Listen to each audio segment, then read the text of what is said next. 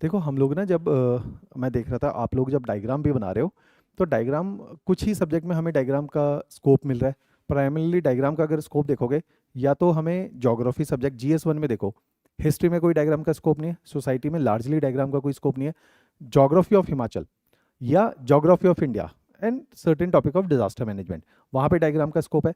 तो GS1 में आप देखिए, अगर 20 सवाल आ रहे हैं और हम 5 से 6 सवाल में डायग्राम बना दे रहे हैं, और वो 5-6 सवाल इंटरस्पर्स्ड है, थोड़े थोड़े सवालों के बीच में ना इंटरमिटेंट है, तो उन जगहों पे देखो आपके पेपर की ओवरऑल ब्यूटी डायग्राम बढ़ा देते हैं। आपने 6 सवालों में डायग्राम बनाए। पेपर 2 के अंदर आपका पॉलिटी में डायग्राम नहीं है, गवर्नेंस में डायग्राम नहीं है, इंटरनेशनल रिलेशन में there is a high scope of making diagram, तो वो भी सभी में नहीं आएगा। तो मतलब 4 से 5 सवालों में आपको IR में भी डायग्राम बनाने का स्कोप मिलेगा। Then comes the paper 3। Paper 3 में कुछ पोर्शन है इकॉनमी के जो कि पर्टिकुलरली हिमाचल की इकॉनमी से रिलेटेड है, तो वहाँ पे डायग्राम का स्कोप आएगा। फिर आपके पास डायग्राम का स्कोप आएगा एनर्जी रिलेटेड क्वेश्चन में, कि सोलर आगे तो सोलर प्लांट्स दिखा दिए, और मेजर सोलर पार्क्स दिखा दिए, हाइड्रो प्रोजेक्ट्स दिखा दिए, विंड पार्क्स दिखा दिए, न्यूक्लियर पे है तो न्यूक्लियर दिखा दिए, तो वो वाले डायग्राम बन सकते हैं। थोड़ा सा स्पेस टेक्नोलॉजी में डायग्राम आएंगे, टूरिज्म ऑफ हिमाचल में डायग्राम आएंगे, तो 6-7 सवालों में मौका मिलेगा। तो लार्जली जो हमें डायग्राम का मौका मिल रहा है हर बार, वो 6-7 सवाल हर GS में मिल रहा है। हर डायग्राम में आपको एक नंबर एक्स्ट्रा कमाने का मौका है, तो डायग्राम से आप 20-22 नंबर एक्स्ट्रा खींच सकते हो with the same set of knowledge. कुछ कोर प्रिंसिपल डायग्राम के याद रखेंगे। सबसे पहला प्रिंसिपल क्या है डायग्राम का? Principle of location. जब भी हम डायग्राम बनाते हैं हमें पता ही नहीं है कहाँ पे डायग्राम को लोकेट करना है, कहीं भी बना दे रहे हैं हम डायग्राम को। कोई बच्चे जैसे आंसर शुरू हो रहा है, स्टार्टिंग में डायग्राम बना दे रहे, तो वो नहीं चलेगा। Diagram is having a certain location. If this is the A4 sheet, तो इन माई कंसिडरेशन, जो हम UPSC में भी बोलते और करते भी थे, डायग्राम यहाँ पे बनाओ, और डायग्राम को हमेशा पहला लोकेशन, दूसरा एनक्लोजर। डायग्राम को बंद करो डब्बे के अंदर। आप कभी भी कोई भी बुक उठा लो, डायग्राम कहाँ पे बना होता है? एक तो कोने में बना होगा, कहीं बीच में तो डायग्राम घुसा नहीं देते, वो कोने में डायग्राम बनाते हैं और उसी के अंदर आप देखोगे पूरा बॉक्स के अंदर बंद करते हैं।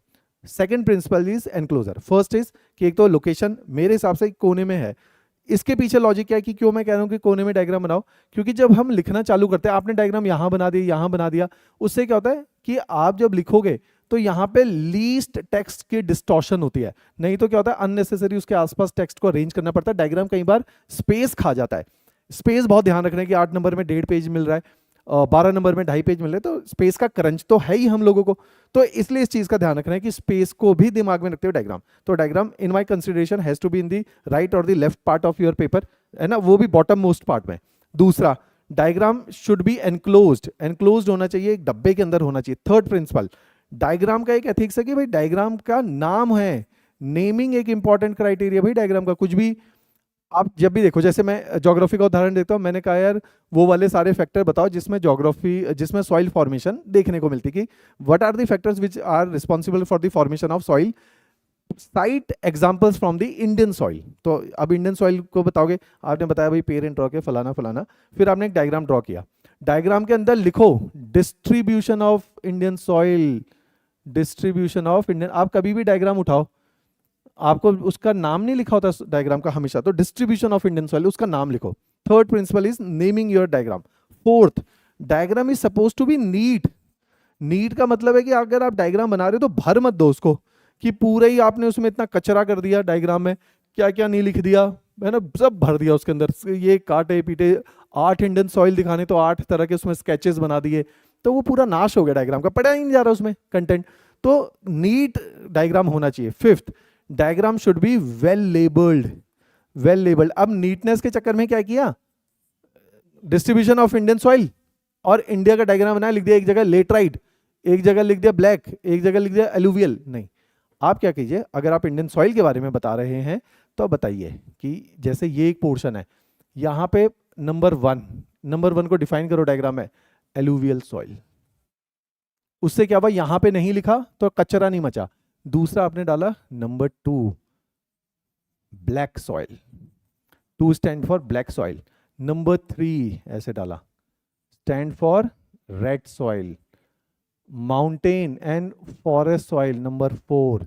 ऐसे नीटनेस है डायग्राम में, साफ है और वेल लेबल्ड है। डायग्राम ने सारी बातें जो बोलनी है वो बोल दी। तो 5 प्रिंसिपल्स हैं डायग्राम के, 5 एथिक्स है डायग्राम के। Firstly, the diagram has to be in a certain location, diagram should be enclosed, diagram should have a name, diagram should be neat and diagram has to be well labeled। ये 5 principal करो, हर बात देखो, diagram बनाने के मौके ढूंढो। Geography में diagram मिलेगा आप लोगों को, है ना। उसके अलावा डायग्राम मैं बोल रहा हूँ आईआर में मिलेगा डायग्राम आपको, जीएस 3 के सर्टेन टॉपिक्स में मिलेगा। एनर्जी है, स्पेस है, एनवायरनमेंट है, टूरिज्म है, वहाँ पे डायग्राम मिलेगा। तो इनको यूज़ करो और कोशिश करो कि इन सारे माध्यम से आप जो है ज़्यादा से ज़्यादा नंबर खींच पाओ डायग्राम बनाने से, है ना। तो अगर 20 डायग्राम 18 डायग्राम बना दे रहे हो 3 जीएस में, तो आपका स्कोर जो